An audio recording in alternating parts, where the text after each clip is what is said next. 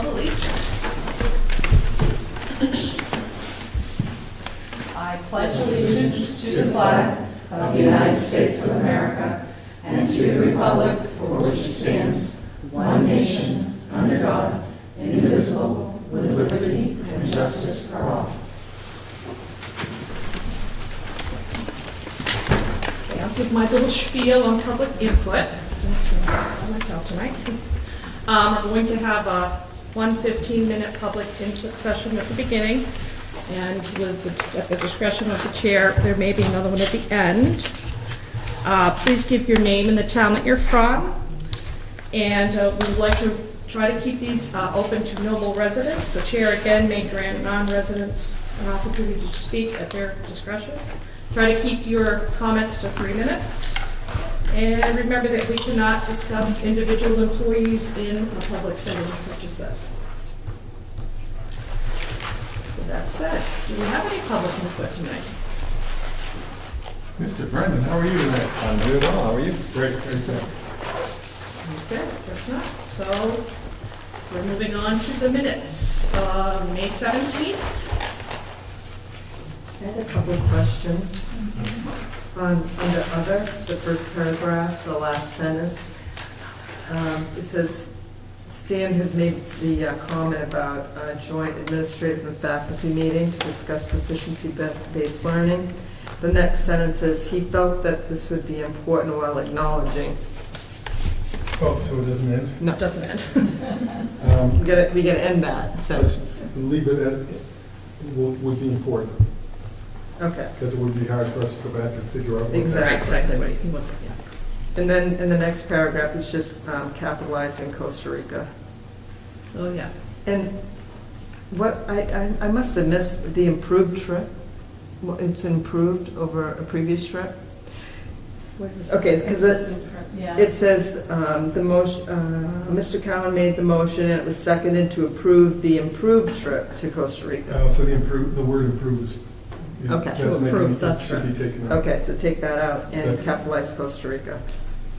Okay, Nice also catch. on that page, She's good. at the bottom, just before adjourned, it should be Ms. Newberg. What is it? It's Mr. Oh, come on. And on the first page, after Eric's public gonna start coming input, to the My husband needs to stay out of this. after public input, it should be Mr. Warren, not Ms. Warren. I think we should just find a neutral term nowadays. You Just use last the letter names. M. Yeah.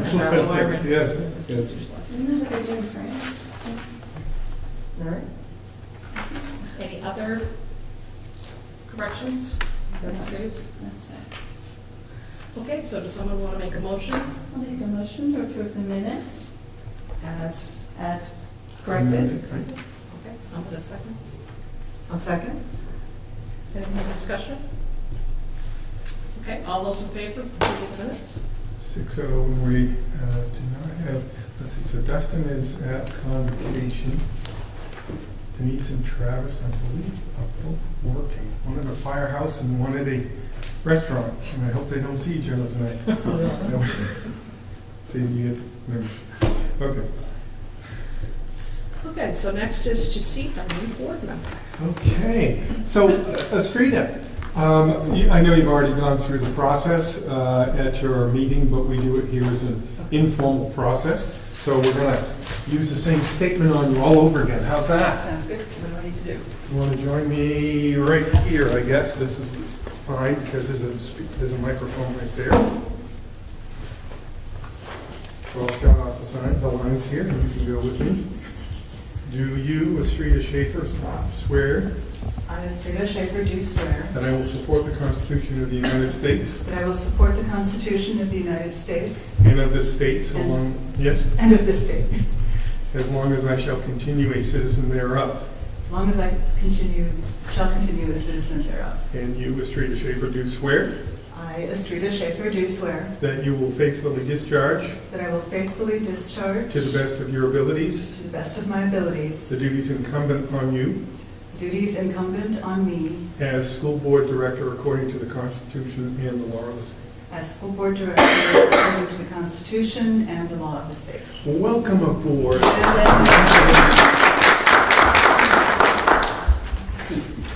How about that committee now? We're talking.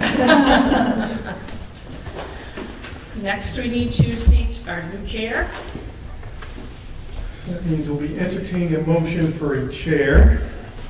It's the history, the historical perspective is that the three towns rotate the positions. Frequently, those go to the senior members there, but sometimes people opt to fulfill different roles that they're comfortable with, and sometimes not fulfill roles that they're not as comfortable with, which is fine, whatever works for people.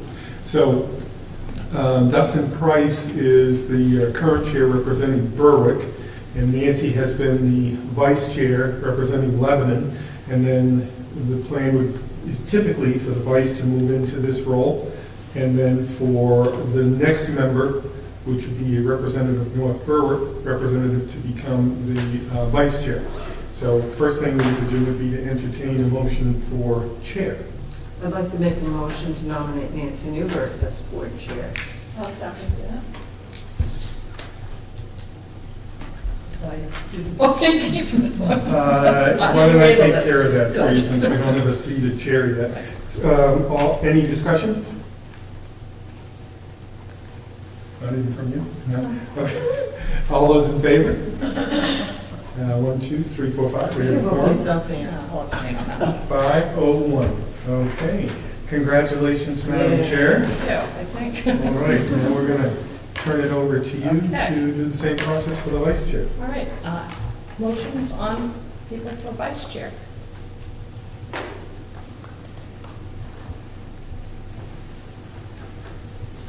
What if, I know there might be issues with people not being able to make all the meetings and get there on time because of their jobs. Sure. Someone from North Berwick, Yep. it might be difficult for that to happen.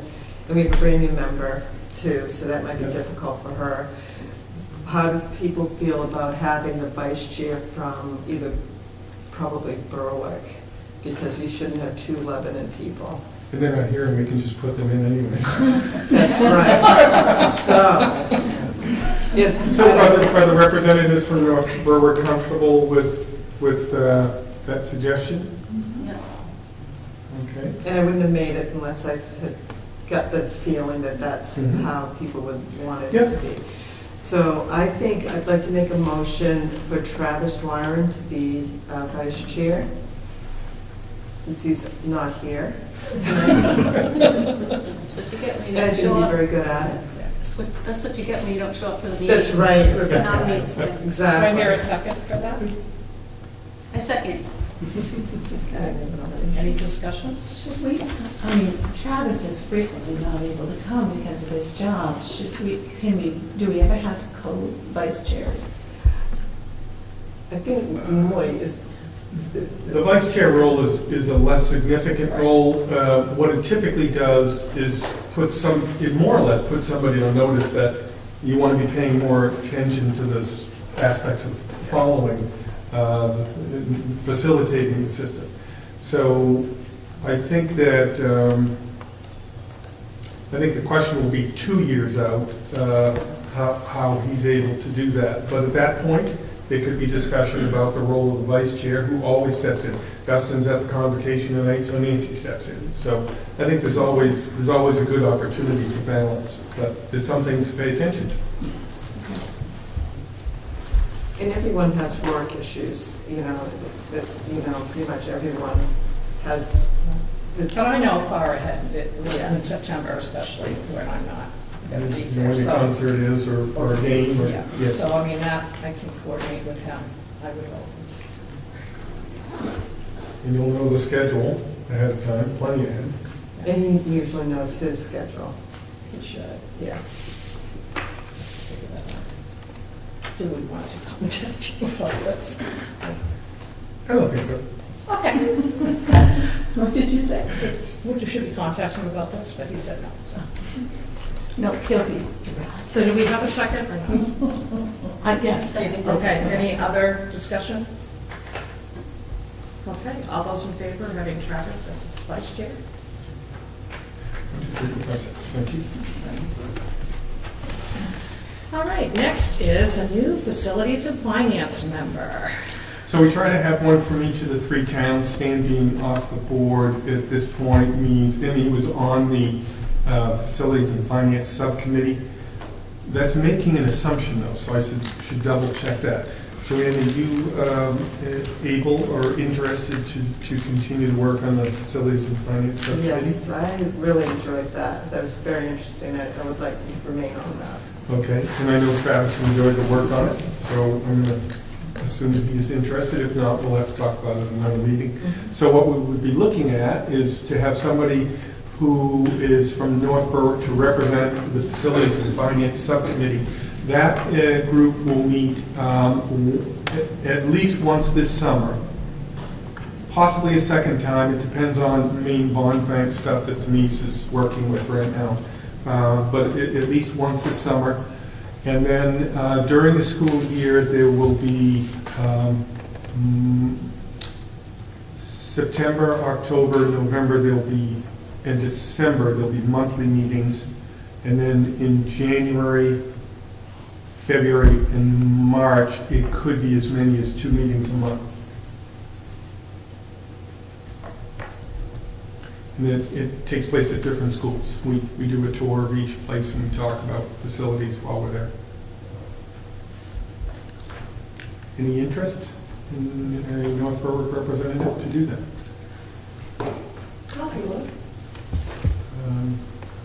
Any other interest? I,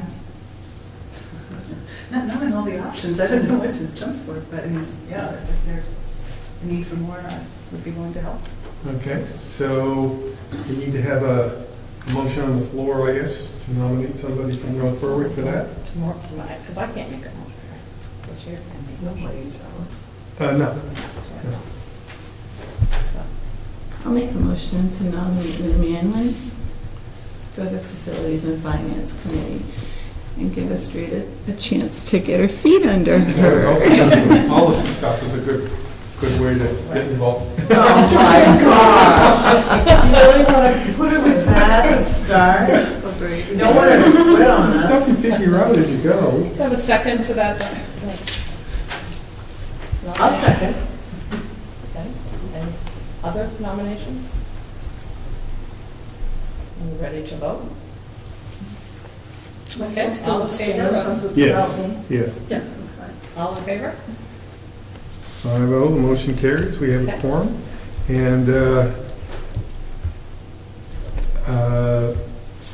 Estrida, you will have plenty of opportunity. More things for you to volunteer for, right? Yes. All right, next, we are talking about athletic fee structure.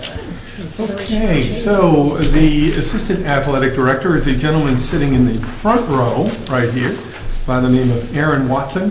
And Aaron and I have had, I'm going to say, 4 or 5 conversations in the last month about this stuff. And we've gone, when you first got your hands into this and we're trying to figure out the fee structure and how to account for the money coming in and what's fair and what's happened, it hasn't been a smooth process trying to figure out the electronic opportunity. So when Aaron was talking with me about this and the systems that we have in place to use, he came up with some alternative solutions. And I had a fairly simple guideline. When we know what funds we have earmarked for the school to receive through the fee structure for the coming school year, it can't be like $5,000, $6,000, $7,000, $8,000 hole when we haven't even started the school year. That was pretty much my simplest guideline, I think. Is that fair? Yes, that's accurate. All right, so I'm going to turn the floor over. Are you going to be using the... I am, and if someone would kindly give me, is it the library workroom? ID, is this, no, it's not the workroom, but it should just be the...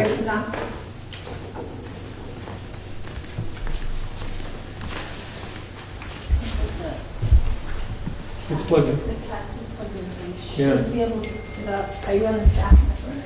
Who's the podium?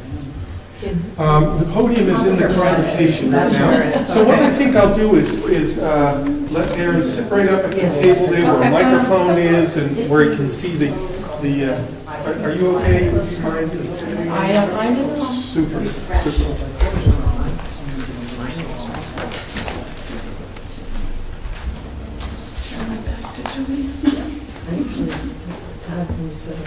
Yeah.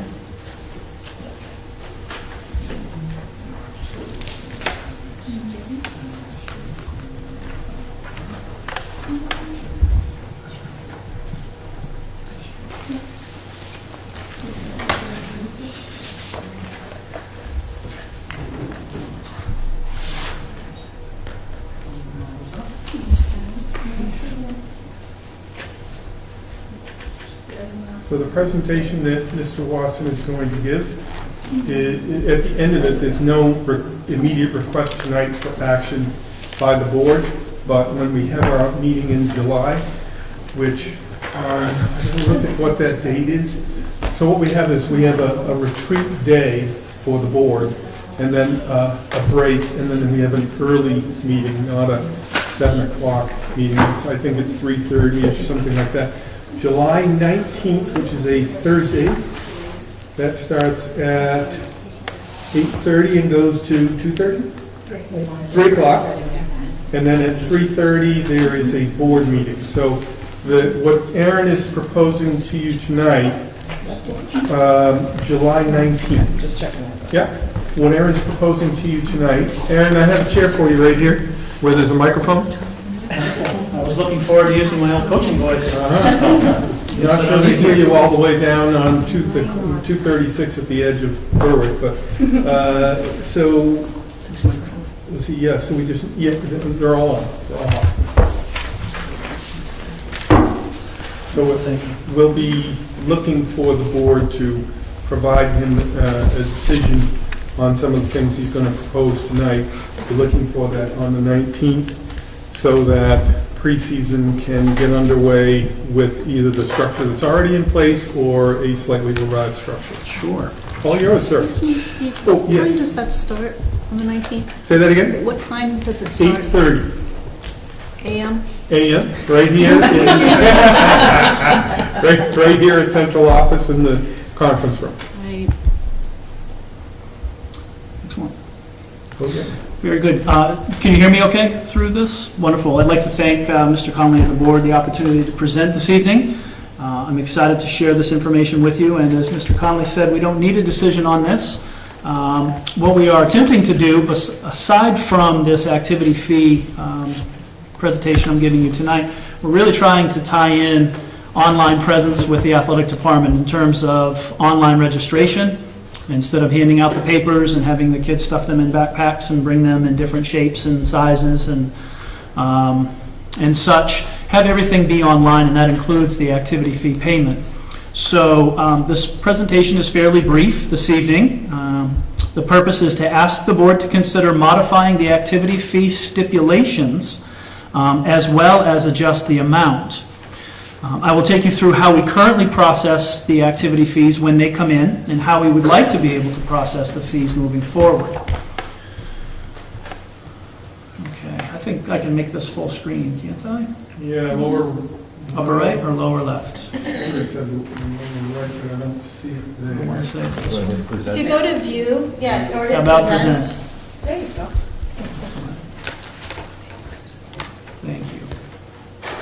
And I won't have my notes that I was going to talk off from. So if you'll allow me just for a moment, just to read those notes. If at any time you need me to clarify something, I'm going to put a slide up for you to review. I hope it's large enough for folks to see. I'll gladly talk you through that slide, but just stop me at any time and I'll be glad to elaborate what we're talking about, and by the end of the presentation, you'll see what our presentation is. The current system of accepting cash and checks for activity fees and the online payment system, when that is up and running, is currently by hand. We keep it on a spreadsheet, documentation. It's all done by hand. So if someone pays an activity fee in cash, we handwrite a receipt. We keep a copy in our book, and then we give the receipt to the parent for their records. If a check is written to MS-80 60, same thing. They oftentimes have a carbon copy of their own check, but we photocopy that and make sure that our business office with the deposit has that information in case we're ever audited. And when the online system is up with, currently we're looking at My School Bucks, that provides an electronic copy. So there's 3 different places in which we are keeping information, which can be cumbersome. So the slide that's up there now, this is just a snapshot of what the fees are for athletes that do not qualify for free or reduced lunches. This is the current system. Our high school kids will pay $80 for an activity at the high school, and the middle school will pay $40 for anyone playing a sport down there. Now, the other numbers that you see up there, this is where the curveballs start to come at us. If a family has 2 high school students participating in sports, we respect that $160 is quite a bit of money.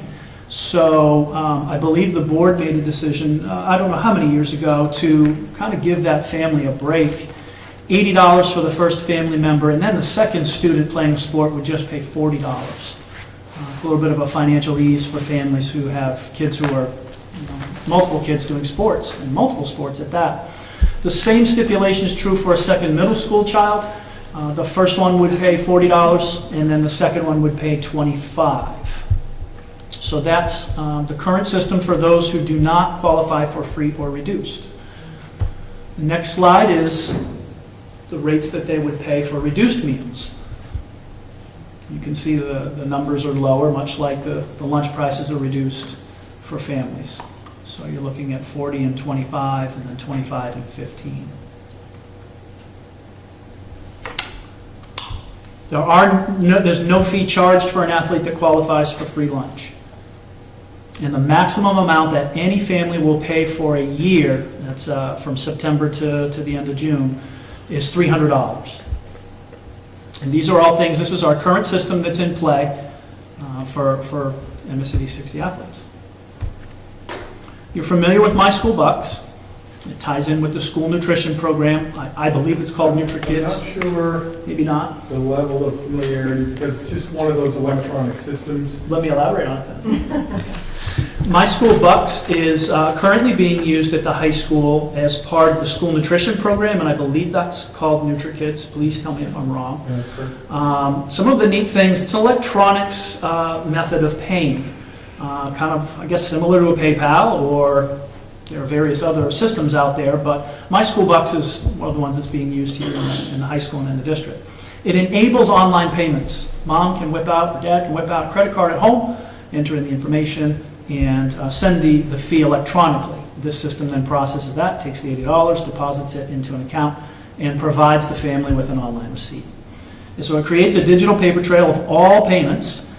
I've also been informed that check and cash, you can do that as well. So if someone brings in a check, we can enter that into the system for My School Bucks. And again, you get that digital paper trail. Everything is kind of neat and orderly. If you remember just a couple of minutes ago, we have 3 different places and methods to do the 3 different types of payments. This system would unify that and would keep all of the paper trail in one location.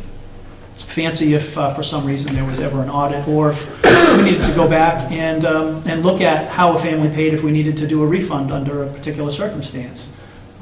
It's easier to find in this situation.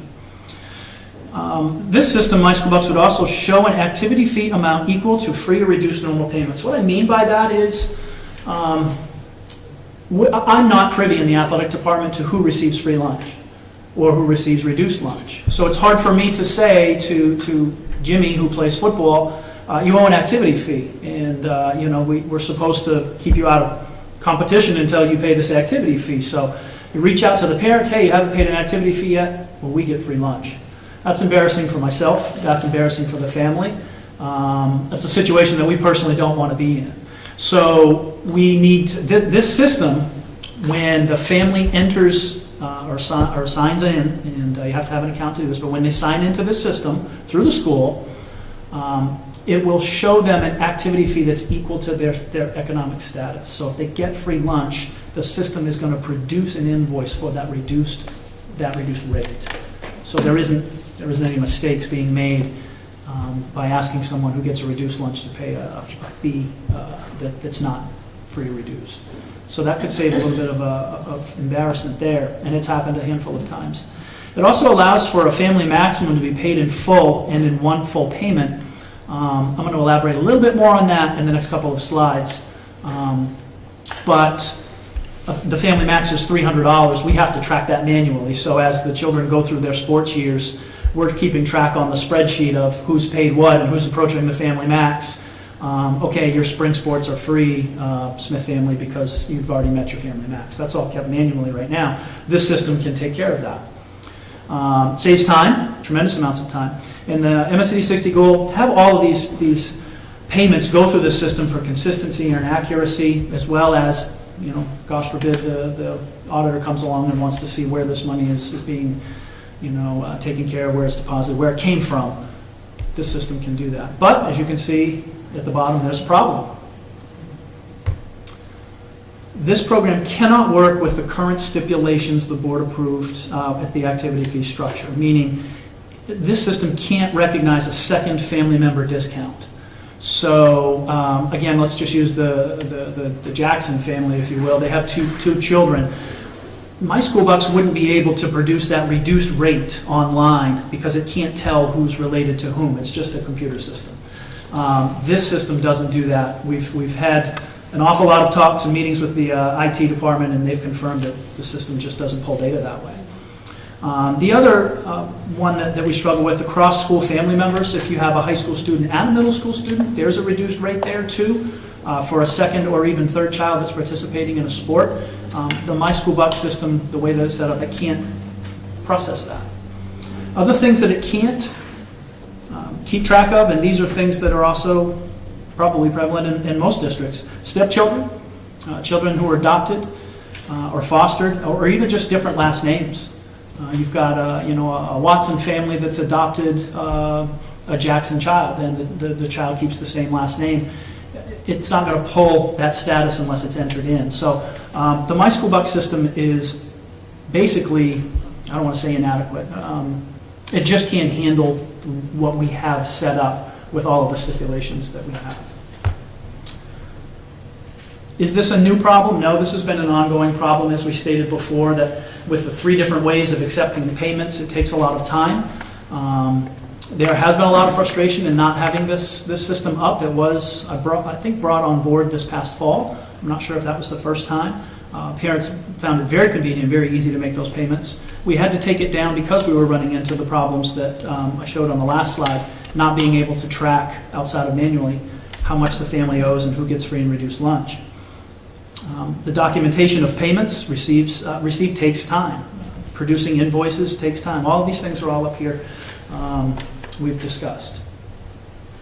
All of these things can be done electronically through My School Bucks, but not with the current setup. So My School Bucks would allow the athletic department to focus on sports rather than paperwork.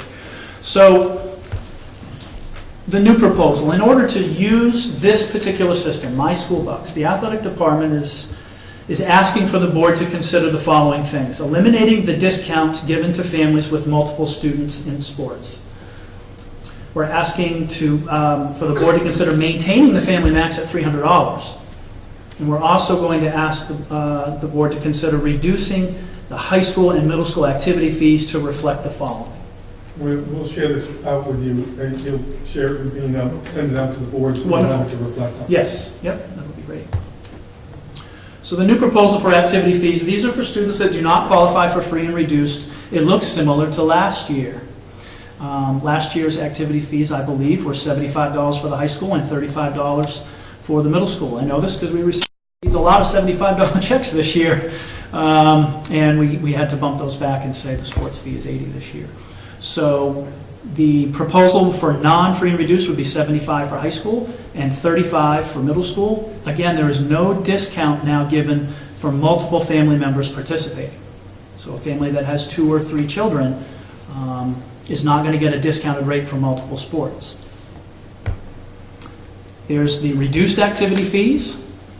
They are half essentially. High school students would pay $35, middle school would pay $20. Again, no discount. And again, no more, a student has free lunch this year, they're going to have free lunch next year. They're not going to pay an activity fee last year or this year either. By reducing the overall activity fees, some families are going to end up paying less. And it doesn't seem like that without the family discount, but the next three slides that I'll show you will actually show you one particular family will be will be paying less. One family will pay $5 more. And the family cap is going to come into play to prevent families from spending exorbitant amounts of money on sports. The Smith family has 2 children, one in high school and one in middle school. And each student plays 2 sports. There's the old structure, and there's the new structure, what they're going to pay.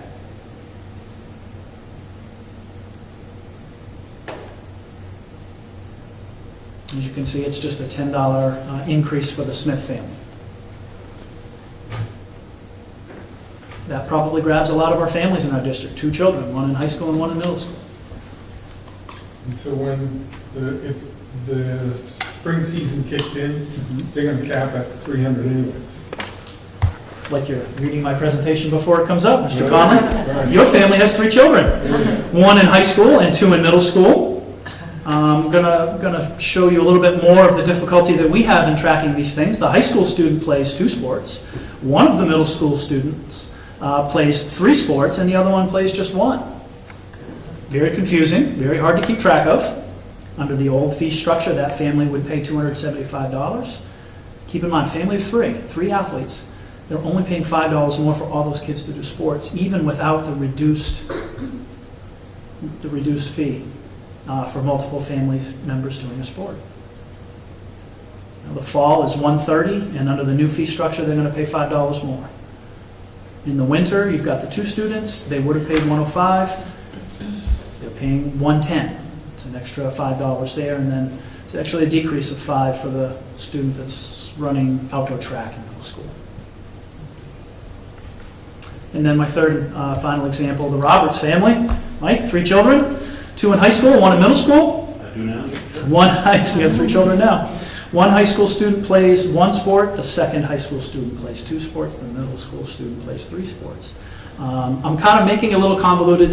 That's what we get. We have a lot of 2 and 3 family athletes, 2 or 3 athlete families, I should say, that they're kind of all over the place doing sports, trying new things, and kind of finding their way. Old fee structure, $290. The new fee structure would have been $335 for this particular family, but as you can see, that family max is really only letting that family pay an additional $10, because we're capping that at $300.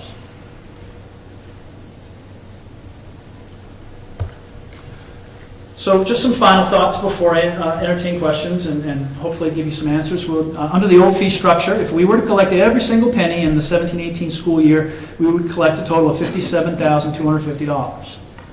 If we were to use that new fee structure and put that in place and collected every penny in this calendar year, not this calendar year, this school year, we would have collected $56,015. That's $1,235 difference. That's ballpark. When we adjusted the activity fees to drop down just $5 from 80 to 75 and 40 to 35, that seemed like a good drop. This is what that produces. So one of the other things that we were talking about in this is that if it was supposed to be $57,250, and most of that is done manually, Correct.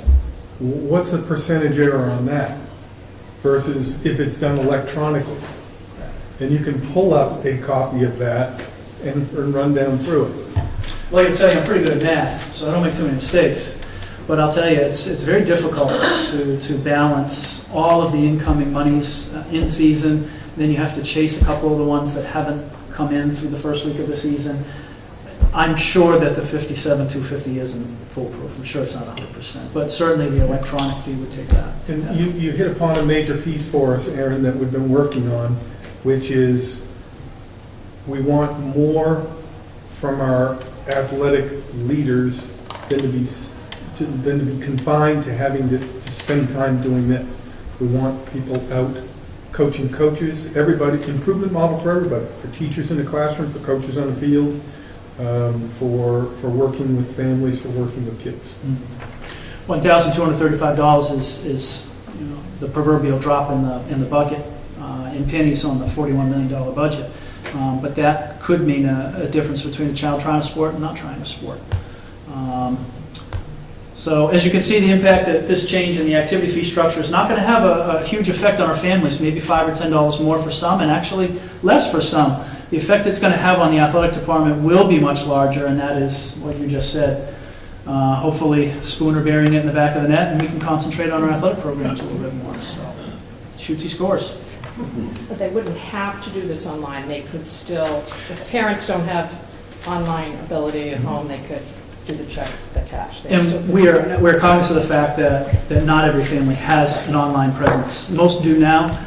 We will absolutely take cash and checks, and we can also enter that as a payment. You manually type that into the My School Bucks system, and it will still create that online change. The My School Bucks hasn't been online since pretty much January, when we saw that if families were trying to get the discounts on there and not getting the discounts, calling us, being very frustrated that it's not letting me choose $105 because that's what I should be paying. It's making me pay $120. Can you refund my $15?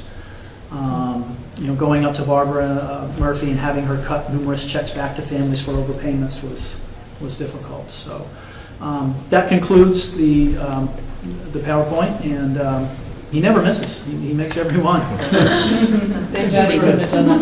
Thank Just you. So what we'll do is we'll be looking for your reflection on this and consideration to approve a shift to this, so we can shift our focus in the department away from paper and Can I pencil. ask a question though? Yeah. Of course. One thing that you mentioned, and I might have missed it, is it because it's connected with the NutriKids, that's how you can track the families? Because you said if they had different last names, that's why it's hard the way we do it now, but if it was in this new program, because it's connected with NutriKids, then you can track it still? Yeah, and the neat thing too, Mr. Conley and I were talking about this too. Apparently the district struggles in terms of getting families to fill out the paperwork needed. It ends up qualifying us for state funding or not qualifying us for particular state funding. So this may be a way to kind of to increase the amount of families that are doing that, because they're going to get this discount. If they do that paperwork and they're entered into the system, it's going to kick back to them that they are, you get this free and reduced rate. We keep track of that. Instead of being at 34%, we get up to 36%, free and reduced lunch participation. And it's more accurate, the more accurate we are with our free reduced lunch numbers, the more federal funds and grants we qualify for. I have one other question. Hmm. Thank you for including a hockey club.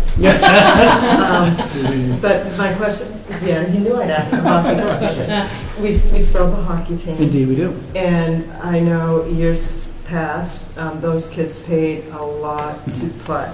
How does that reflected in this? Did the parents get a credit if their child is paying, I don't know what the cost is now, it used to be like $600. Did they get credit for that 75? Indeed. For the winter season? Indeed, yes. Okay. So the hockey program is a little bit different because the cost of the program is so expensive to maintain. The students pay an activity fee, but then they also pay basically another sport fee, a user fee, if you will. This money would count and does count towards that. Okay. So if it's decided between the schools that are included in the co-op that each athlete or each family is going to be responsible for X dollars, let's just say it's $700.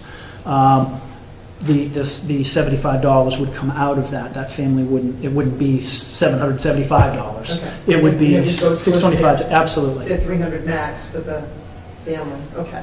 Yeah. Great, thank you. Is there a fee for using My School Bucks for the parents? Excellent question. I believe that, as in, I know with PayPal there is. My assumption is that there is a, I don't know what the fee is because I'm not on My School Bucks, that there is a charge to produce that electronically. Are you familiar with what that would be, or is anyone familiar with what that fee is? $1.95, $2.95, processing fees they call it? When I go on and put money on my kid's account, I think I want to say it's a $3 or a $5 fee for every time I go in and make a payment. Wow. But a parent. Yeah, it's kind of annoying. So if it's a $3 fee each time you go in, because you don't have a mic, so I'm just repeating a little bit of that. But if a parent, if they know their child or they've got a family that is going to be playing all sports. Yes. They could go in and pay And one pay time, one-time fee, $300 $300. Absolutely. And then they could always get a refund if their child decided they didn't want to play or something, couldn't they? Well, that's something that, yes, every situation is unique, and we look Yeah. at that. We do have a stipulation that once you pay an activity fee, it It's stays, there. it's non-refundable. Okay. But I'm certainly not going to look at a young lady or a young man that's blown out an ACL and say, hey, tough luck. Yeah. Life's tough, get used to it. You're going to work with that family Mhm. and obviously, come up with a plan, whether it's pushing it forward to another year or refunding the family, Okay. of course. All right, Mr. Watson, thanks very much for your time My pleasure. tonight. Thank you all for hearing me out, and I'll welcome questions and thank you. It's nice to meet you. Yes. We haven't met you before. I've only heard you folks by No, I'm gonna name. use that. Yes, I'll share that with you. Do I need to unshare? No, she'll steal it. She will. I'll steal it. We'll just take That's the way I over. am. Too late, that's not. Yeah, I'll share it with you. So now are we going on to ELA? Is that what we're doing? Yes, yes. ELA revision work, K through 7. Could you say that again? Number 9. Oh, thanks. Okay, so Heidi Early Hersey, how would you like to swap seats with Mr. Watson? Yeah. Very nice. Now, I was able to get his tech to work, so let's see if I can get mine. And Ms. Hersey, Early Hersey, I owe you an apology, All right. so I'll offer it on TV. In the annual report, it listed your name twice, Heidi Early Hershey and Heidi Early Hersey. You can pick one of those. But I was reading it at a presentation recently, and I saw that say Hershey on there. What? Happens all the time, apparently. My husband's been called Hershey his entire life. He doesn't answer to anything, so it doesn't matter.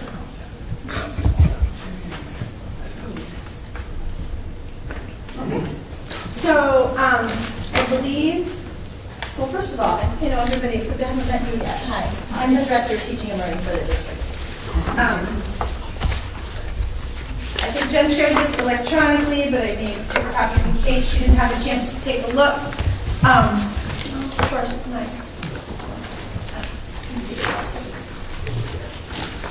It's what? Oh, I'm just about out of charge, I'm just gonna plug in. You still have that penny? Yes. What's that? Oh, she's already there. Okay. Some of them are open. Yeah, that one was a jar. It's okay. How many do you have, Joanne? I printed it, actually. So, it seems like I usually pay you all a visit in the spring and just kind of try to give you a little bit of an update on what's been happening in the land of curriculum over the course of the school year, and a little preview about what's coming up for the following school year. So I thought it might be helpful to review just a couple things. We have some new board members and maybe not seen this before. One of the things that Steve asked me to do when I took this position was to develop a review cycle for our curriculum so that it was routinely being really looked at critically, and if any changes were needed, that those changes were made in an organized way and then allowed to work for a few years before we fiddled with it again to see if those changes had any kind of an impact. So we put our curriculum on a 4-year cycle. So once every 4 years, we're looking at a different aspect of the curriculum, and in those interim 3 years, we're sort of just trying to teach it with as much integrity as we can and see if it works. So the review cycle goes like this. This is the order of events. So for this school year, it was a literacy year, so we were really looking at our ELA curriculum. Next year is our year to focus on math, then science and health, and then social studies, arts, and world language, which we looked at last year, so you can see how that flows. Now you'll realize when I start to talk through what happened this year and what's going to happen next year that it's really good to have a plan. It's also important to be flexible.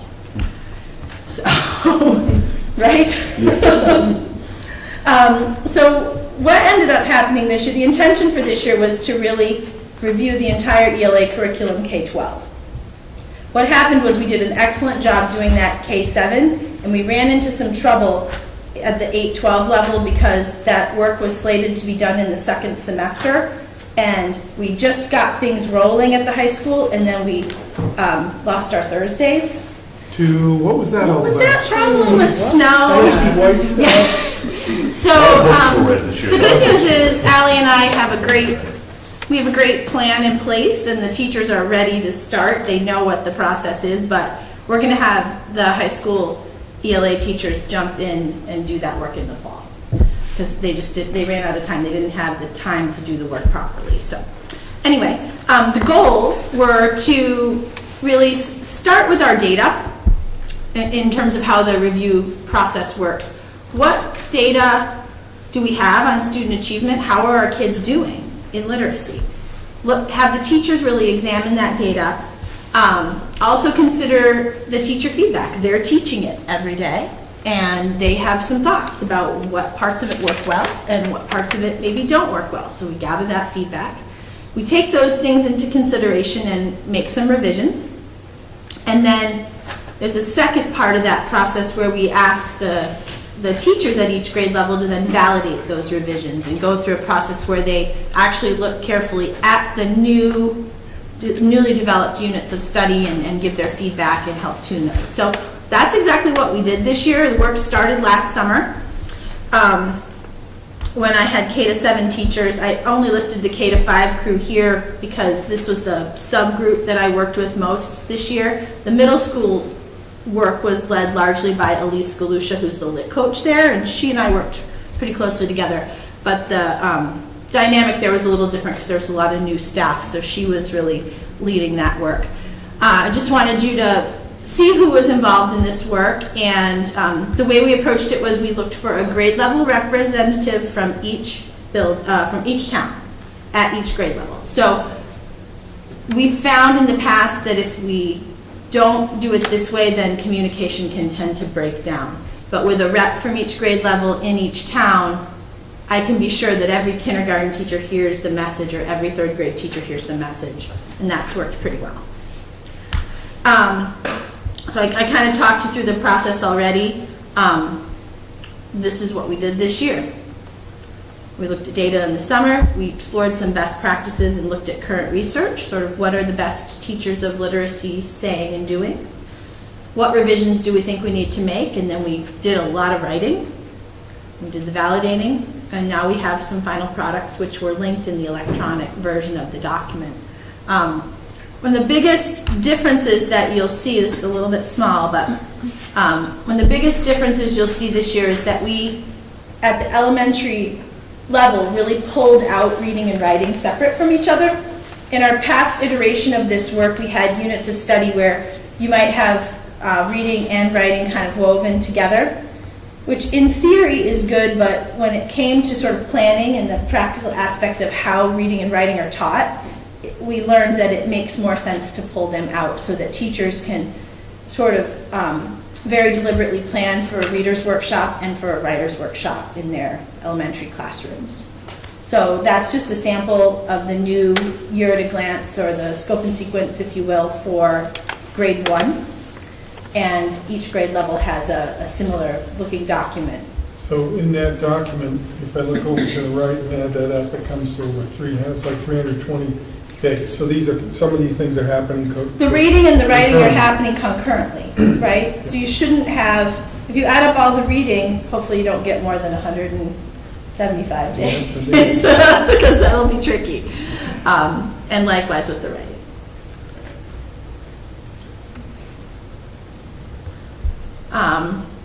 So before I move on to next year, any questions about what we did this year?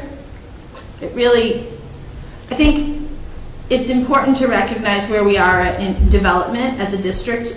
When I started this work with teachers 5 years ago, we were building our units really from the standards up. We started with the Common Core, we were unpacking standards, we were writing our own units of study, and then we've been teaching those for the last three or so years.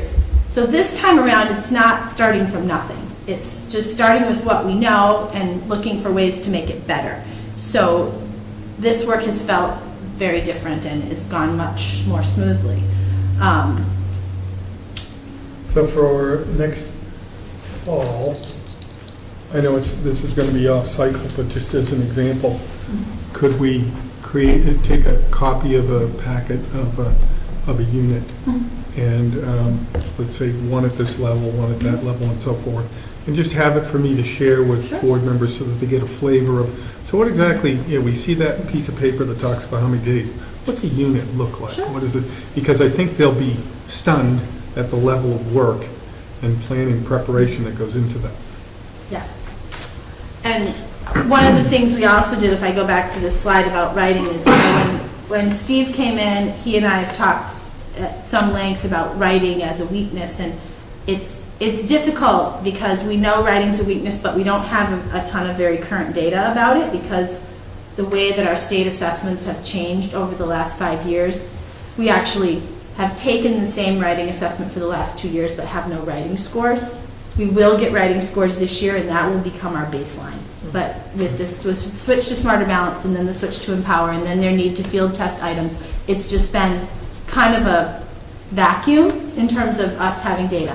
We still know it's an issue. We still know we want to focus on it, and we are going to be doing, we're going to be training our 3rd through 5th grade teachers in the Lucy Calkins Writers Workshop this summer. We have a 4-day institute with Teachers College going on in June, so that's exciting.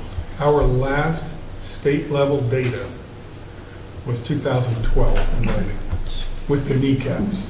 Let's just So it's say hard to know how you're doing. Let's just say we got cut off at the kneecaps. Yeah. So we don't have comparative data since that time. We just have internal data. And so what we want to do is get back to some of the comparative. We lobbied very hard for the DOE to release the calibration data from this year. And it was like, no, strictly for calibration purposes. But you're setting something somewhere, and you've already scored our student work. Can we at least have our student work back? And we just, it's been extremely frustrating.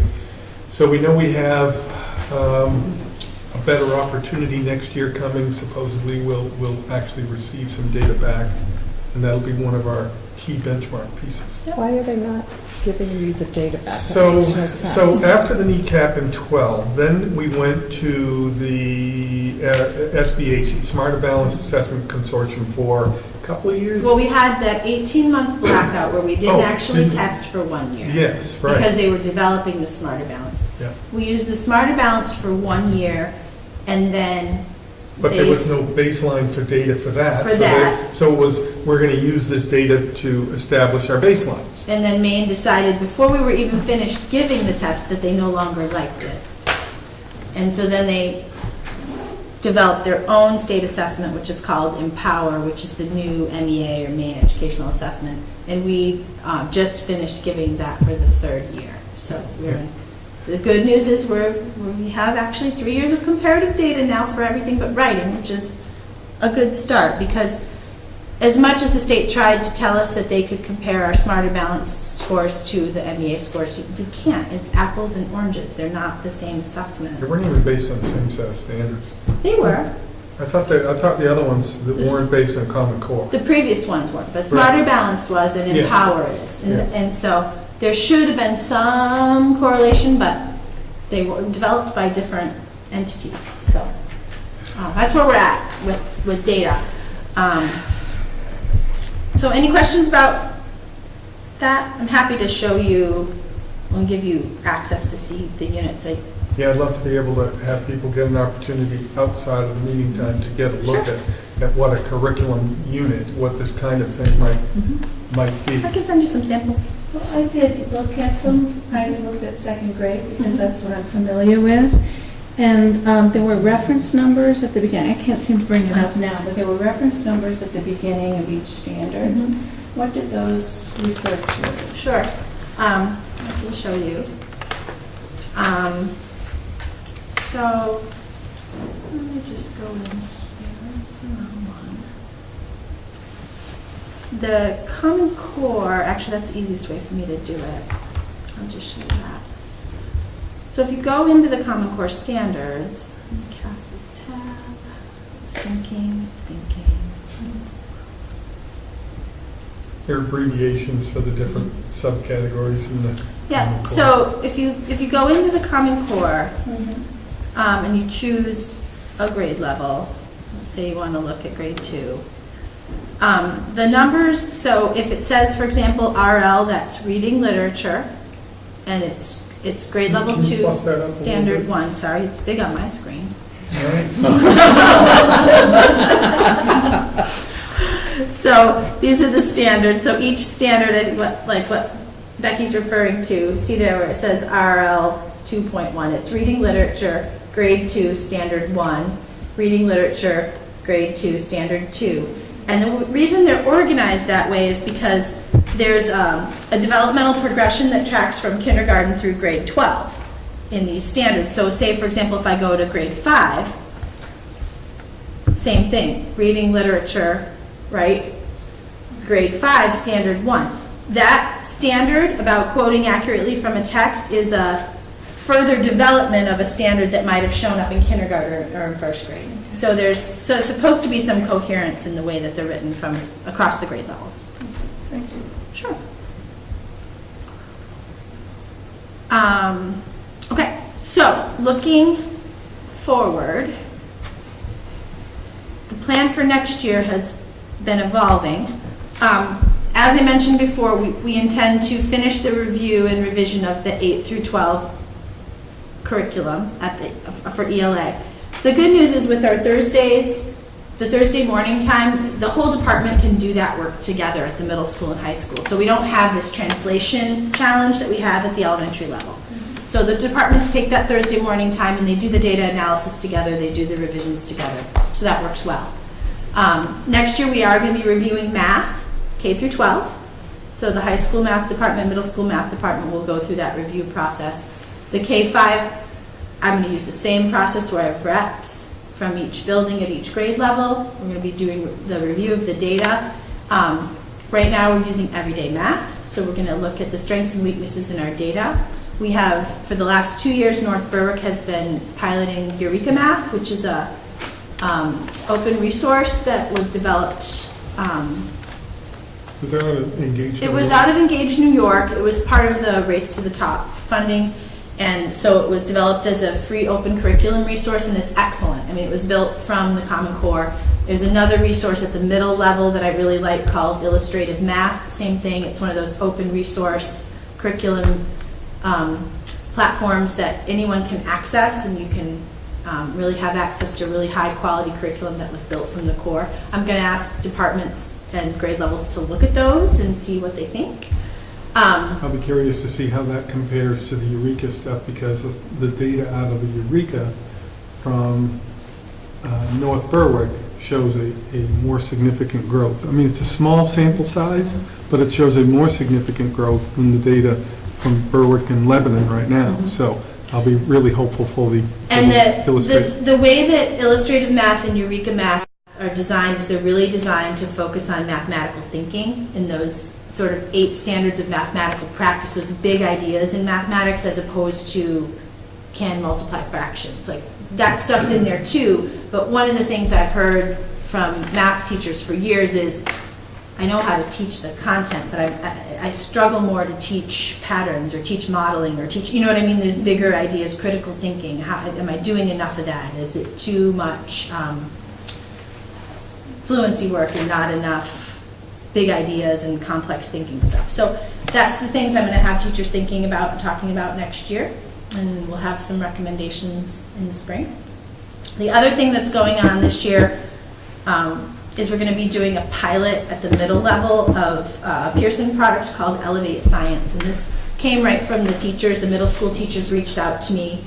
They had been supplementing the units of study that they'd written with Pearson, with an online Pearson tool, and the sales rep sent them some materials, and I said, okay, well, let me reach out to them and see. We're a year ahead of schedule, but sometimes you have to go with things. So they were able to let us pilot that. I spoke with the teachers in the middle levels and said, listen, I really feel strongly, though, that if this is going to be a pilot, we're going to look at multiple products. We're not just going to say, ooh, look at the shiny one, let's buy that. But that I want you to look at the data, like I would anytime. I want you to examine multiple options and then make an informed decision about what the best tool might be. So they'll be doing that. If you see some different science materials out there in the world, that's what that is. That is all I have. Yeah, Becky? How much of this work at the high school level has already been done in preparation for proficiency-based diplomas? Great question. So the units of study work, the sort of writing of the curriculum units, that is all about proficiency-based diplomas. But it's a K-12 endeavor. It's not just the high school, because kids don't begin being proficient in 8th grade or 9th grade, right? So my approach as the person sort of trying to drive the curriculum train a little bit is that we all need to be clear about what it means to be proficient at our particular grade level. So through writing the curriculum units, that's the goal, that groups of teachers, whether they're first grade teachers or they're social studies teachers or they're French teachers, that by sitting together and saying, what does it mean to be proficient in this standard at first grade? What's the standard say? How are we going to assess it? Do we all have common assessments that we're using? And do we assess those in a similar way? Do we have some inter-rater reliability when we look at student work? Those are all the pieces that lead us to being able to say a child is proficient, and proficiency means the same thing in Mrs. Smith's class as it means in Mrs. Jones's class. But they're not going to have to, like, if some of their proficiency-based units fed into the core standards, or they're not going to have to reinvent the wheel. No. Because they've already done a whole lot of work. Exactly, and that's what I mean when I said, like, when we reviewed ELA this year, it was such an easier process than when we wrote them from scratch, because largely the work is done. Now we're in the fine-tuning phase. Right. And it's a little different depending on what content area we're talking about, because in language arts, we have homegrown units of study that we've written K through 12. In math, we have homegrown units in grades 6 through 12, and we have a program in grades 1st through 5, and we have some homegrown stuff that we're using in kindergarten because we didn't like the program's kindergarten stuff. So it's, each subject area has to be handled a little bit differently. Other questions? Any other curriculum questions for the evening? Okay, well, I'd like thank you to, very much for the Thank update. you for coming in tonight, and then also just say that our curriculum development is in incredibly sound hands. Moving on. Summer retreat and board self-evaluation. Yes, so the summer retreat, like we said, was July 19th, that's a Thursday, 8:30 to 3. And that's here at the central office in the room we were in earlier. And then there's a half an hour break. We'll provide continental breakfast, lunch, food, and then we have a board meeting at 3:30. So instead of asking people to come back later that night, we'll take a break and then continue. During the retreat, there's a book that I've given out that was the topic about, what was the tongue-in-cheek title, was how to be a really bad board member or something. How not to. How not to? I thought it was the other way. Okay, how not to be, yeah. And I've seen the one for superintendents in the same way. Then one of the things that that needs to happen in that retreat is that in our board policy ACA, it talks about goals. If you look at if you're online and you look back at the top of the sheet that you have for tonight's meeting, you'll be reminded that every time an agenda goes out, you'll see the 4 board goal themes in there of communication, program efficacy, budget, and board member support system. This is a system for new board members. So we do need tonight to just do a little bit of discussion about mentor, person to contact, and so forth for Streeter to have instant access to information stream about board work. And the other thing that we'll be reviewing those goals, we'll be looking at the strategic plan, the mission, vision, and values for the district, and we will be talking about self-evaluation piece. So for the self-evaluation, Pass those three that away, please. Oops, I need that one. Thank you. This is, there are 6 dimensions that are listed for board self-evaluation in this document. One is contextual. Thank you. On the back, number 2 is educational. On the back of that page, interpersonal, analytical, political, and strategic. Or my favorite word, strategery. So I would like you to look that over and give me some feedback on that. Please send feedback in electronically to me. There were only a couple that I thought somebody might look at and say, I'm not sure what this one means. For instance, you'll notice there's a page, the first page is really page 1 and 2. I did a cut and paste to pull that together. So the back of the next page says 3. On page 4, number 7, at our board meetings, there is at least as much dialogue among members as there is among members and staff, was one that I thought, how would people interpret that? Number 5, on page 5, decisions of the board on one issue tend to influence how it handles other issues. And when you look at the rating scale, 10 being the highest score, somebody might think, well, the higher you are in that, the worse that thing is. Like, that frequently happens. But the scoring system at the bottom, when you think of grading, means that people must have to respond in kind of almost in the reverse process. So I've flagged some little marks that you'll see in here that might be ones that you might want to consider or pay special attention to, because I think the scoring system might confuse it a little bit. So you want us to do these online? I'd like people to look at those and see if this will work and give me feedback online. I'll send you out an email that'll just ask, because I'll send it out electronically too, so that our other board members who aren't able to be here tonight can have access to this. And I'll ask for input. Will this work? And then once people get to a point where they give it a green light, people will do some scoring. That'll come into us at the office. We'll do a little synthesis with that, and I'll have that information to bring forward for the July 19 workshop. Are we scoring ourselves individually or the No. board as a unit? No, most of the questions Says the board. will say board. There'll be a couple in there, a few that you'll come across that will say I. So there'll be a distinction at that point. I have participated in board discussions about what the board should do differently as a result of the mistakes made. I read through the board's policies, procedures, and employee contracts. So when it comes time to be thinking about the individual, it'll clearly define that for you. Somebody was thinking ahead on that. See? I got a brother to catch me. So we'll send something out and get some feedback from folks.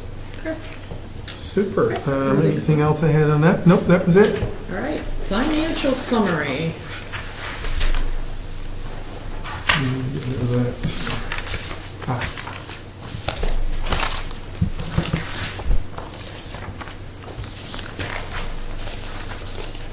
There's in your glasses. Crossed over the language barrier there, did you notice that? You did. Okay, so this is a review as of May 31st. What you might notice in this is that, which would be consistent with the other months, but I'll just go over a couple of things. Fund balance to be used under the revenue category. It says $1,077,000 as appropriated and received. And you might say, hey, wait a minute, that says 0 on the fund balance. That's not indicating we don't have a fund balance. What this first part is it's revenue. And and so we said we would build into the fiscal year 18, the school year that we're currently in, money for one-time projects. That was the amount we built in, the $1,077,000. And so all of those funds were already in the district, in the district's possession. It wasn't like we waited for the state to send us some of that money or something like that. So all of it was received. There's no money of it left to collect. Under the term other in revenue, that's things like the main laptop technology initiative, because you can look at that and say, wait a minute, why is there 43% of that remaining left to be collected? The state has not provided us the multi-laptop, the technology initiative funding yet. We also have out-of-district payments that people who come to our district from other other communities, that sometimes they pay monthly or they pay quarterly, so we have some of that money to receive yet. The administrative positions that we share with MSAD 35, those payments haven't come in yet either. So that number is accurate, but just looks a little odd, so I thought I'd mention it. Then under, what's the other one I want to mention? Under expense category, you see student and staff support says 69, I'm sorry, I want to go to the next one. Give me just a second, let me see where I drew my line. Nope, the 6,900 in the hole. You see that? Mm-hmm. That is because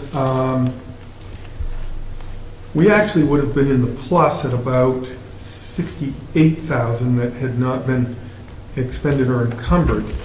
But the state, during this school year, they changed the program for the main laptop technology initiative. They changed it from a 4-year program to a 3-year program.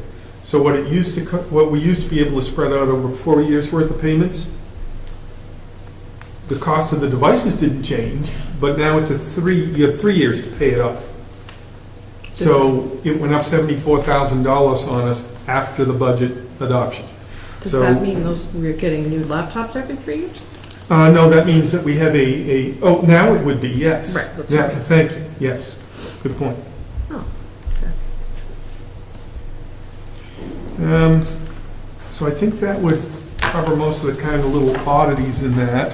One other thing that I talked to the board about in the start of May was that we would be paying careful attention to an anticipated fund balance. So currently, this is a ballpark. It's like taking a snapshot. People are always moving, and then as soon as the picture's over, they're still moving. So the same thing with fund balance. It depends on. Here's a simple example. Some of you might say, well, how do you know? We are in June. You don't know your fund balance yet? I have substitutes that are going to be in a school tomorrow. I have them next week. We have other costs that are associated with doing business that aren't just nailed down. You absolutely know those. But our current projection is that we should have somewhere around $1 million to use in fund balance. Now remember, we're earmarking some of our fund balance to offset the increase in the budget. So I have to be careful that if you're allowed to have 3% carryover, we don't want to be at 1% or something like that. That's precariously close. So here is a reasonable list of things that I would like your permission. I told you at the time, in early May and also in April, that we would be looking at the end of the year to see what one-time only projects we could knock off if we were being really frugal and down the stretch here. And so what you see is Noble High School concession stand roof, I'm sorry, that should say roof, at $14,500. It's just, the walls inside are just, the place is going to get damaged. The roof's in bad shape. Noble Middle School resurface around the manhole covers and resurface the parking lot. Those two projects would be $60,000. North Berwick Elementary resurfacing would be $38,500. The drainage for the playground area would be $18,000. That is long overdue. At Hussey, the resurfacing there would be $73,000, and Knowlton resurfacing the lot as well as the walkways around the school would be $75,000. So if we took $279,000 from the anticipated funds that are available versus what we believed 18 months ago the actual expenditures would be. We believe we can use 279 of that now and not put us in a fiscal bind a year out, well, a year and a half out. So it has to be one-time only projects, or I'm just creating, if I pay a salary in Administrator, what happens is, what do I do the year after? Right. Yeah, so we're paying one-time onlys. We have projects that we've been waiting to do.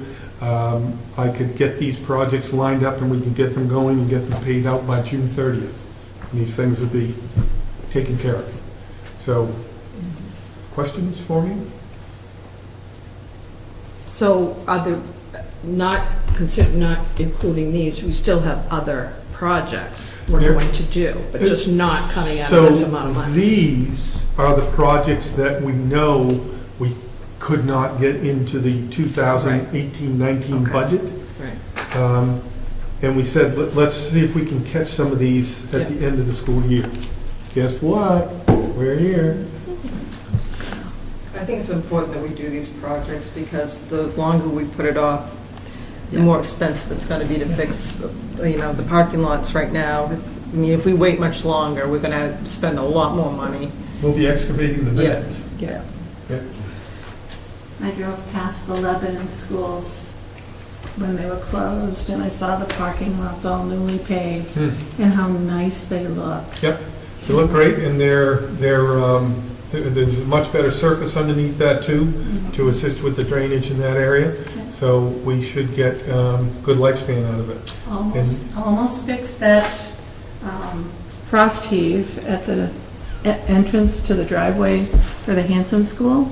Over at, it's the entrance to the The front. cul-de-sac. Yeah, the front. Yeah, there's a huge frost heave that forms every year, and you almost got it. Yeah, we have to go a lot deeper and blast for that one. Yeah, it's a big one. So we need to vote on this to give you. Yes, I'm asking the board to give me, to okay these projects to be done. I'll make a motion to give you permission to do these projects. I'll second it. Any other discussion, questions? Okay, all in favor of approving the money? Thank you. And again, this is not a surprise. This is stuff we talked about throughout the budget process. So anybody listening at home might be saying, they just okayed a $250,000 just like that. No, it's been an ongoing conversation. So we got to send an email to Kevin with that info to say, flip the switch. Moving to 12, to shift 5% between cost centers. Yes, so this is an annual that the state allows. So as you know, we start the budgeting process 18 months ahead of time for the coming year. And what this does is it allows me with Denise to look at what our lines are. You're not allowed to go to overexpend a line. So if we have a specific article that is overspent, what we can do is we can shift from an article to that and cover with up to 5% of the change. Here's a simple example. Did we correctly anticipate the double boilers being replaced at Hudson? So there are things that are just going to happen during the year that you anticipate, and some you can't anticipate, even with a cycle. So and this is something that the board does annually, and if somebody were so inclined to make a motion, the motion that a person would make would be that pursuant to section 1485, subsection 4 of Title 20A, the superintendent of schools be authorized to transfer not more than 5% of the total appropriation for any cost center in the current fiscal year operating budget to another cost center or among other cost centers, provided that the total current fiscal year operating budget shall not be increased by such transfers. So I obviously can't overspend the bottom line. I'll make that motion, what you said. Do we have a second? Second. Any other questions or discussion? Okay, all in favor? Thank you. Denise will be she'll be doing her dollar dance tomorrow, saying that's great, we can balance some of these pieces out. And I'm sorry, you're up. 13, authorize superintendent to hire staff from June 8th to September 5th, excluding administrators. Yes. So in the previous 4 years, the board has authorized me after the last regular meeting in June to be able to accept resignations, accept retirements, and to hire positions. And except for administrators, we will follow a policy on that, and I'll talk about that when we get to the new hires and resignations, retirements. The reason for this is if our next meeting is July, we're going to use the 21st, Yeah. Thursday the 21st, 6:30, right here, for the 3 municipal select boards and for the board of directors to get together and to continue discussions, collaboration. And so that means that the next official meeting for the board is July 19th. Well, if I have an opening that I haven't filled yet, there's no way somebody's going to hang on a month and a half and say, boy, I hope I get that job. So that's the purpose of the request. Somebody like to make that motion? So moved. Second? Second. Any other discussion? Okay, all those in favor? Thank you, I appreciate that. 6-0. When we come to our meeting in July, any additional staffing after today's meeting, you'll be apprised of all of those changes, any changes. Okay.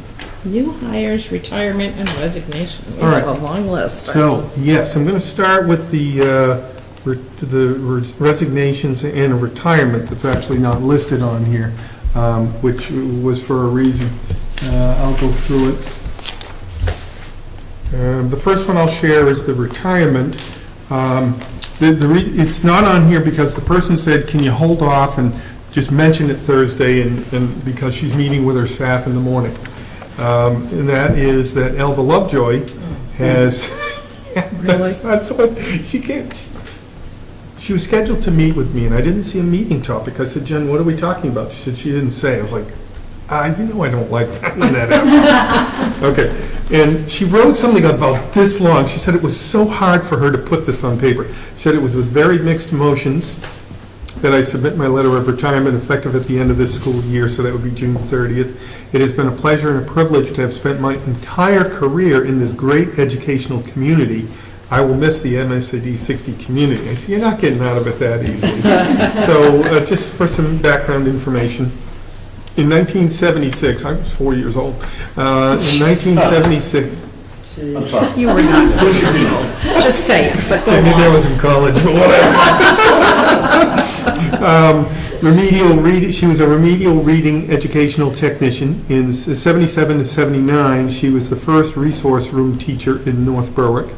79 through 2011, that's a haul. 3rd and 4th grade teacher. 2000, she trained as an everyday math consultant. 2001 to 3, she was co-teacher, everyday math facilitator for the district. 2004, Presidential Award for Excellence in Mathematics and Science Teaching at the elementary level. 2008, mentor to elementary teachers. 2011 to the president as assistant principal, and then into the principal role. So she has fulfilled a number of duties here in this community and done so admirably. You forgot one of the most important. Yes. I did? She is an alumni of our school system. That's She went through the Lebanon She was 11 and 10, schools. yes. Yes. Yeah, So she's spent her entire school career in South 60. yeah, that's amazing. Everything. Not a lot of people can say that. Yeah. So I'd need a Need a motion. I'll make a motion to accept his resignation with regret, but happy for her. second? I'll second it. Discussion? Guess we have to let her go, so. Yeah. Well, if we don't, she's going. This is true, so. All those in favor? All right, so, yeah, this is, so something about grandchildren and parent. Both ends of the spectrum. Two resignations that I have. See, now this guy can't retire because I think he's done it 3 times. This is to me, and it says this letter is to inform you that I'm resigning my position as data manager with MSAD 60. His last employment day will be June 30th, 2018. This is Ralph Ost. I feel very fortunate to have been employed here since September of '85. I have served in several positions, and you know his other position. He was a music teacher. There you go. Yes, I remember that. Grateful for the guidance and support that I have received from each one of them, the people that he has worked with. This has truly been a great place for me to work. I wish MSAD 60 the best in the future and will provide support when I can as a community member. Please let me know how I can assist in the transition to my successor. And Ralph will be doing a stipended work for us next year to continue to work on the on the evaluation system online tool that he has created. And when he's done, he should mark it. Honest to God, he should just market it. So that's one. And then I have one more. Now, Reed, I can take them together if that's all right with you. Gwyneth McGuire, who came in when I came in, and we used to work together previously in another school system, and I had her kids in school elsewhere, and then she said she's leaving. I was, what? I'm writing to inform you that I'll be resigning from my position of technology integrator at the end of the school year. Mike Roberts drove me, no, that's, this is not, this is not an easy decision to make on my part. The last 5 years have been very rewarding. Oh, she came the year after I did. I appreciate the opportunities that Noble has provided me, as well as the professional guidance and support that has fostered my growth as an educator. I've been able to expand my knowledge and skills within this role. Although I will wholeheartedly miss this position, my colleagues in the school community, I was recently offered a new position in a school district, probably 20 minutes from her house instead of an hour and 5, and have decided to accept the offer. I'm excited about this new position, which will not only continue my growth as an educator, but also provide me with new challenges and opportunities. It's a split library technology position, which she has received her library certifications. As you know, I am happy to help with the transition and so forth. She'll miss Noble Community and hope that we cross paths again. She has promised to continue on St. Patrick's Day to drop off a soda bread to me, and that works well. She's another Irish, well, she's an Irish lass, so. So, put those two together, somebody want to make a motion? I'll make that motion to accept her resignation. With regret. Second thought? Okay. Discussion? Okay, all those in favor? Thank you. 6. So I'm going to take my time going through these hires, and you can see why, because we've had, you'll see a number of them are special education positions, and we talked about one of the big 4 factors impacting the budget this year is $538,000 worth of new special education staffing alone to take care of the program needs of students entering our school district. And then there are other positions that you have taken resignations on, or a couple of retirements, Tina Sharkey, for example. And so there are positions that are turning over naturally. The first one that I'll talk about is a guy named Jim Rose. Jim is, we had a science teacher resign, a physics teacher, and I was like, oh, geez, where are we going to find a physics teacher? This is not going to go well. And he said, let's advertise that John Brennan works for us. Right, John? And we got 300,000 applications. And we got this guy from, he used to work up at Telstar for a long-time Telstar employee, and then he transitioned to Biddeford, moved down this way. He's been working at Biddeford High School for the past 3 years. And so we have a seasoned veteran the stuff on him was, I said, Jim, if we hire you, you've got to live up to this. That's all there is to it. And he says he will. So his name is Jim Rose. I don't need to have individual motions on people if folks don't wish to. Okay, so, and if you have a question on anybody, please feel free to let me know, or on a job or something, please feel free to let me know that. 7th grade math teacher, math/science, her name is Katie Brown. Katie is, Mike, can I use the word flexible for her? Yes. All right. She lives in York, so she's not far away. And she is going to be teaching 7th grade math and science. She has been an educational technician at Marshwood High School and a 4th grade math club leader at Marshwood Great Works. She has done some programming in a piece called Envision's math program. She is a hardcore tech embracer. I'll use that as a non-word. And she has had really good success is extremely conversant in the Fountas and Fennell math work, literacy work that we use. She has her bachelor's from Keene State and in the University of Maine at Orono.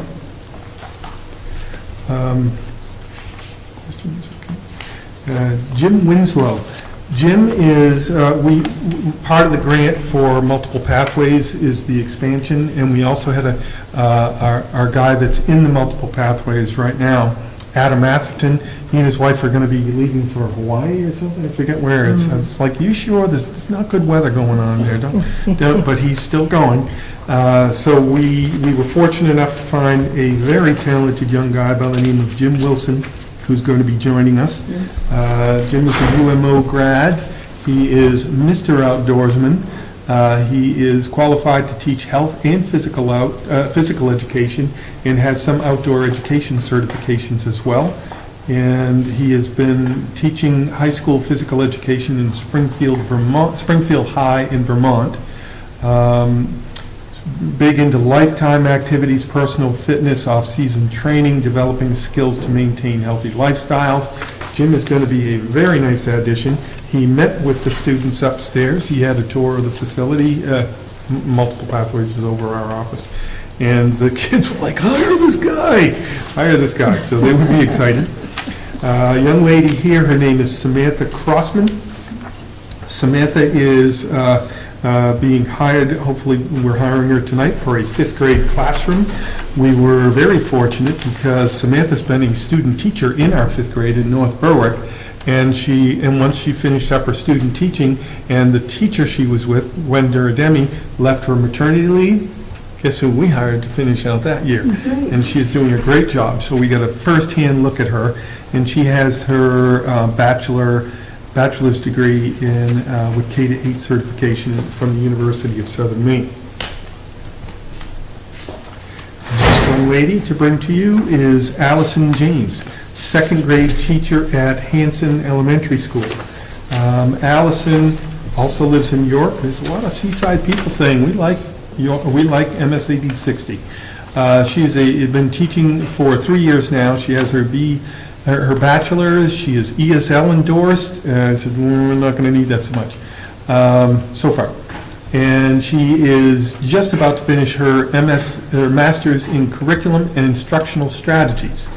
She has implemented responsive classroom in her program. She is people rave about her as a fun and challenging person. Has very good skills. We're excited to have her join us. Literacy background was heavily pushed in all of our interviews. This name might be familiar to you. Her name is Renee Winkler.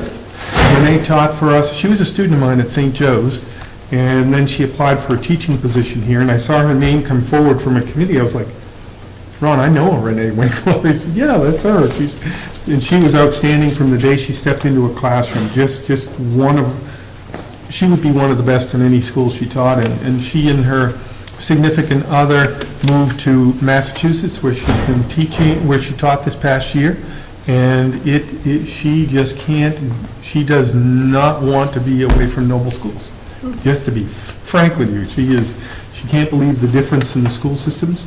And so there is an opening in the second grade at Hussey. And she would easily be our candidate for that job. Okay. The next person that I have here's another familiar name, Trish LePage. I could almost just say ditto under the last one. Trish was an instructor in one of our highest needs programs at Knowlton, and also at Hussey at one point. And then she and her spouse left, or significant other left for Massachusetts. Guess what? Yes, and we're looking to hire her for a special education. This is third grade self-contained program at Hussey. So yes, under special ed. Young lady by the name of Jennifer Pinkelman to teach second grade, and she lives nearby. She's from the University of Maine at Farmington. She's worked in classrooms in rural settings and urban settings. She's also worked in classrooms in Daegu, South Korea. She is another responsive classroom convert, another Fontes and Pinnell Daily 5 guided reading, Lucy Calkins reading, writing workshops, LLI, everything that we want on the menu was check, check, and check. This person, her name is Erin Silver. Erin would be a brand new teacher. She would be taking a third grade position at Hussey, and she has her. Give me just one. Oh, she's student taught. I'm sorry. She's student taught with Megan Lambert. Oh yeah, I was just in her classroom today over it. So she's in a long-term sub as well over at Hussey. So here's another catch that we get to get a look at. How is this person going to do in the classroom? Megan Lambert, who's at North Berwick and is outstanding, had great things to say about her. So we're excited for the opportunity to give her a start in her own classroom. She has her bachelor's in early childhood education from the University of Maine at Farmington. And Deb Bordeaux. Deb Bordeaux is from California.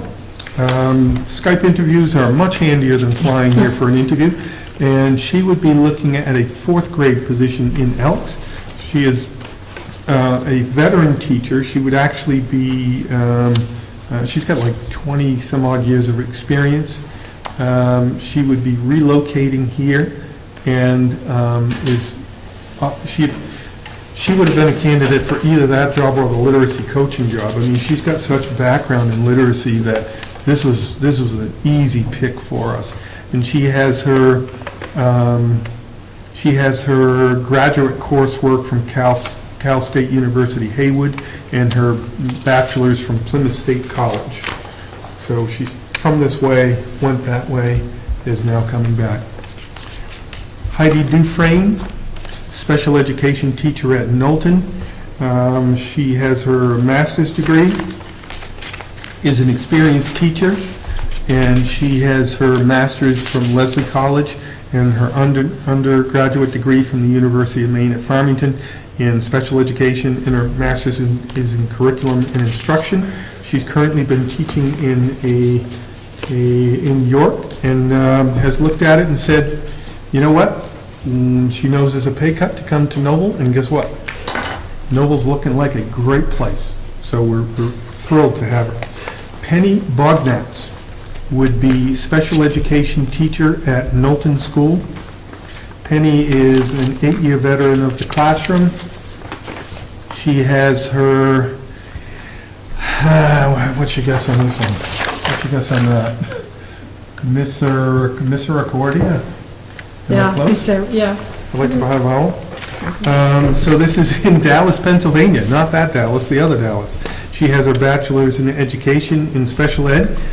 She has been working at RSU 57 next door to us as a special education teacher and also teaching adult ed.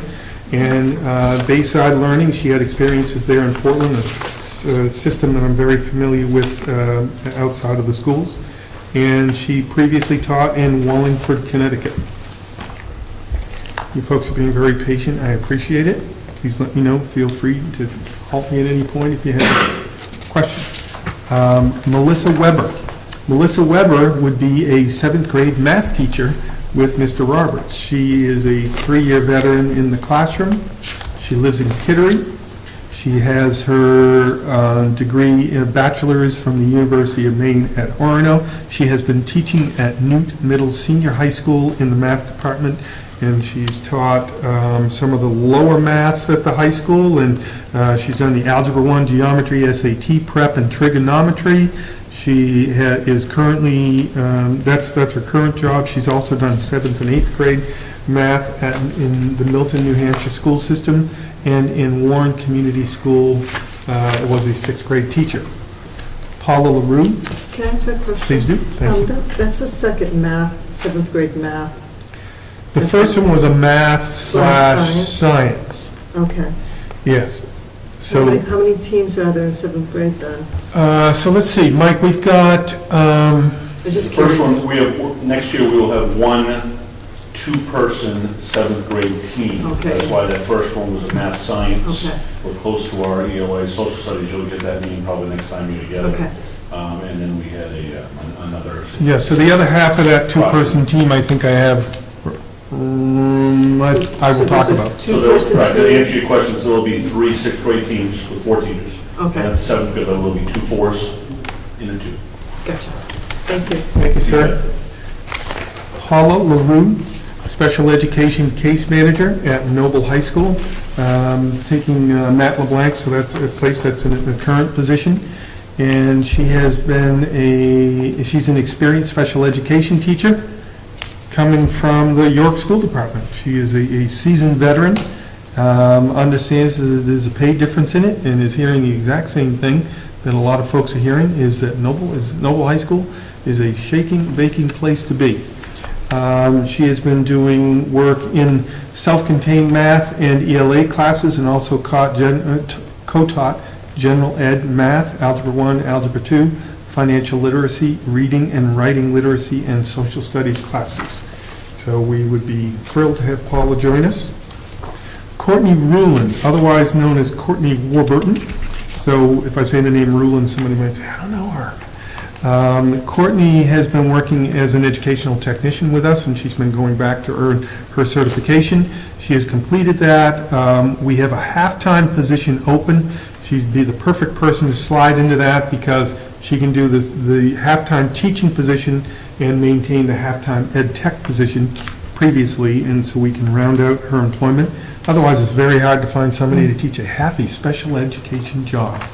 And Courtney's a coach for us as well. She lives here in Berwick, and she's finished out her work. And she has an undergraduate in a different study from the University of New Hampshire that was in nutritional sciences, and then she's gone through St. Joe's, UMaine Machias, and a couple of other institutions to finish out her educational background. So she's going to take her next step with us.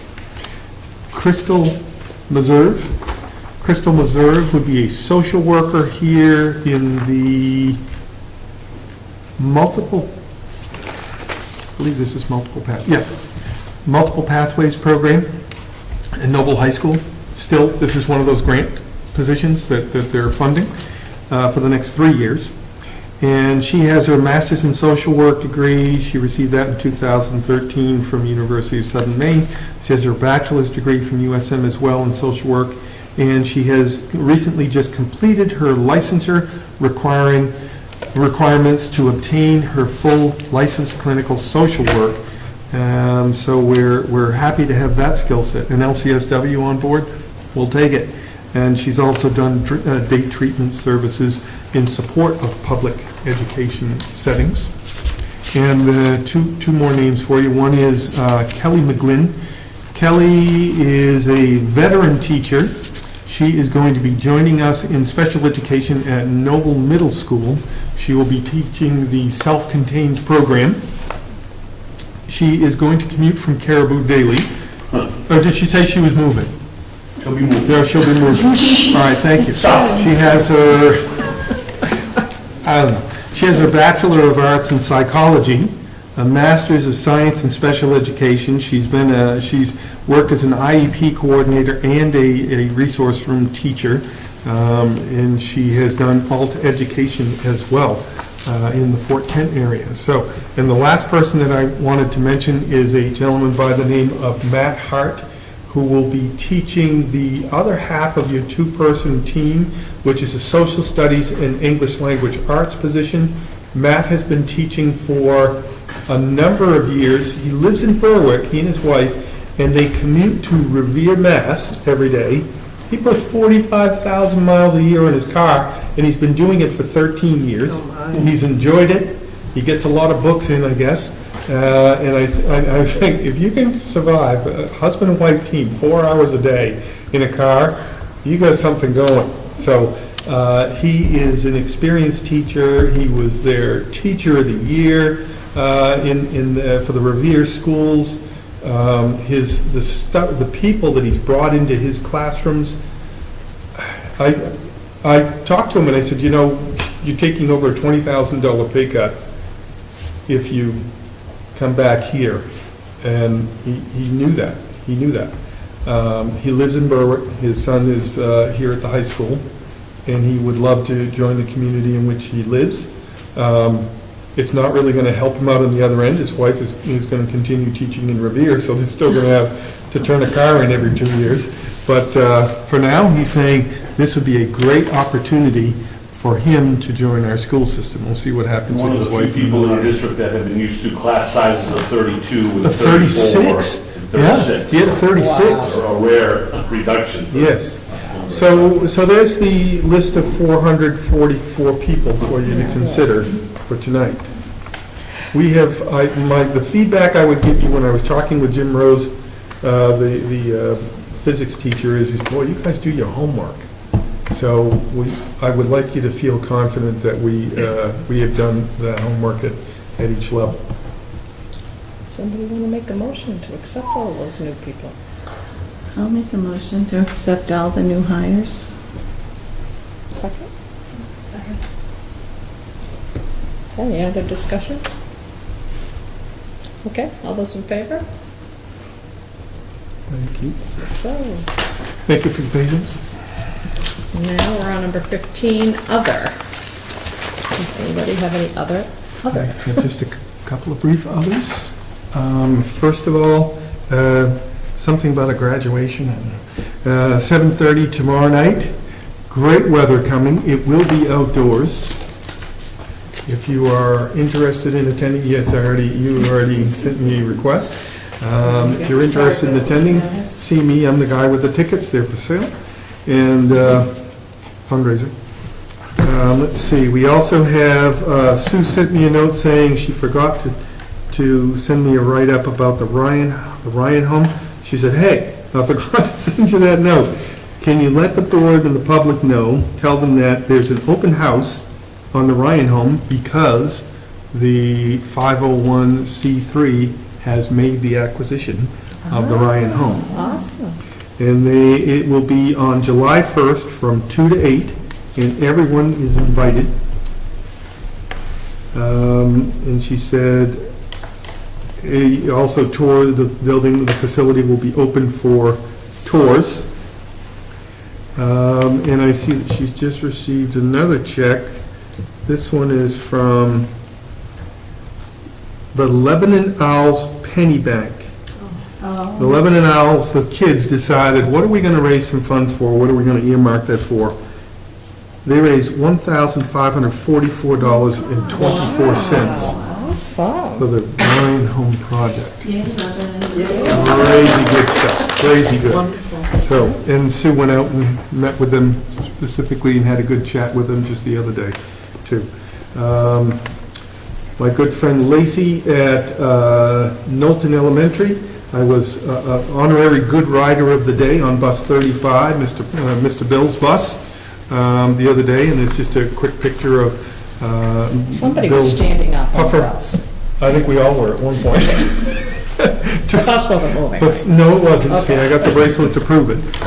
Noble Middle School recently had its Building Pride Day and its Student Day of Service.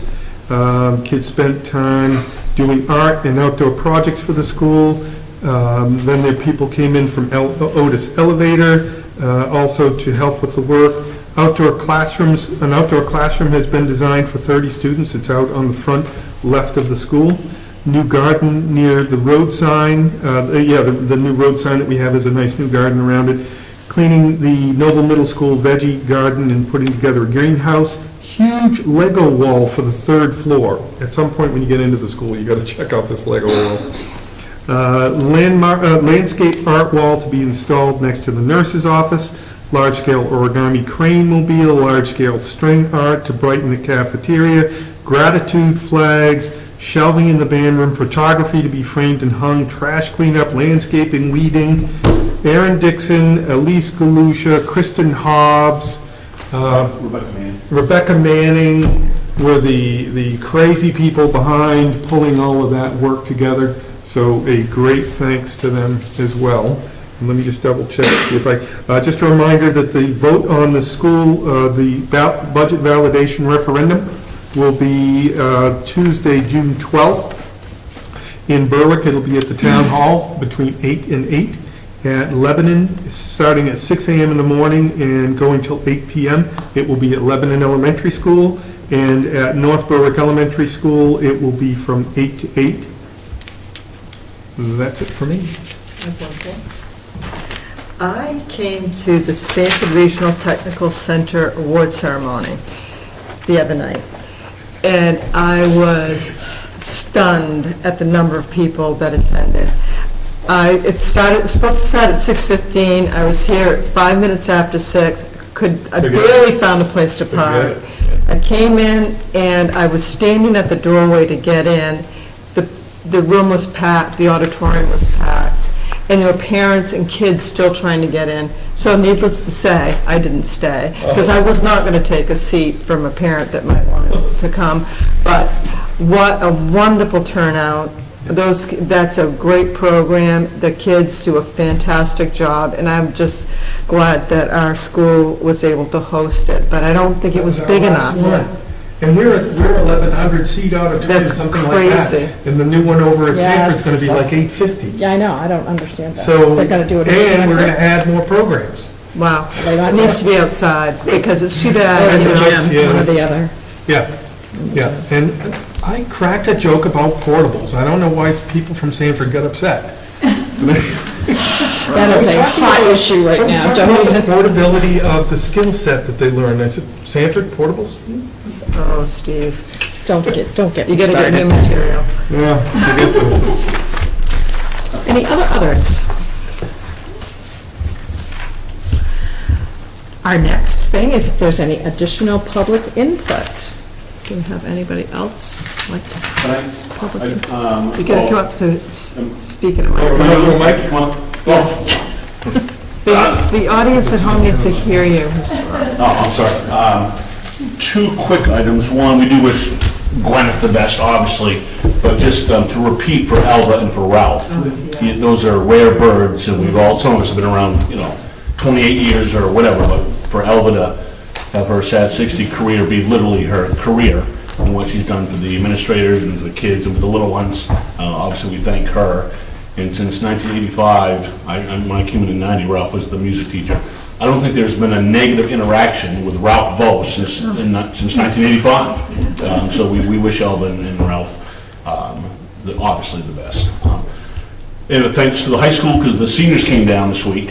And last year, we tried it for the first time, maybe had 40 or 50, bus in half. And then I think they all came down. Terry Nelson. 181. So 180, is that the whole crew? Almost.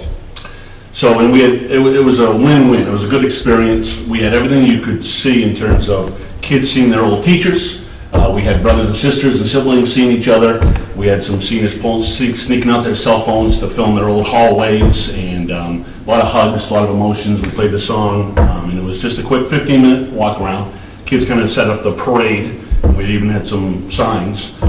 So it was nice. It was a good moment. And we had some people. Pomp and circumstance. Yeah, playing. So I don't know if I'm not really sure it was marching, And 180 led by Officer Fogg. I think that we got tangled up a couple of times, but that's what they did when they were at the middle school anyway, so it was kind of, that made sense. But it was nice. We thank. Really?